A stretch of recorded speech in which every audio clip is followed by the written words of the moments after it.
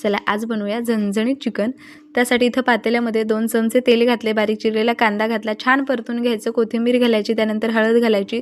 इथं मी चिकन स्वच्छ 2 ते 3 पाण्याने धुवून घेतलं होतं, म्हणजे बऱ्यापैकी स्मेल निघून जातो। व्यवस्थित परतायचं आणि त्यानंतर चवीनुसार मीठ घालायचं, कडकडीत गरम पाणी घालायचं, म्हणजे चिकन चिवट होत नाही, छान मऊसूत शिजून तयार होतं। त्यानंतर इथं वाटणामध्ये ओला नारळ किसून घेतला होता, छान असा भाजून घ्यायचा।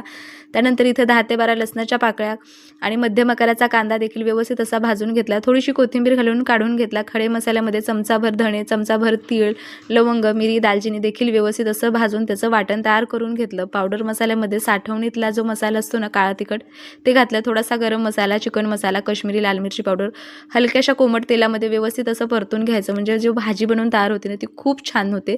त्यानंतर इथं जो आपण वाटण तयार करून घेतलं होतं ते घालायचं, मस्त असं ह्याचा घमघमाट सुटेपर्यंत परतून घ्यायचं। शिजवलेलं चिकन यामध्ये घालायचं। डिटेल व्हिडिओ आपल्या चॅनलवर आहे, एकदा व्हिजिट करून नक्की बघा। मस्त आपलं चिकन तयार।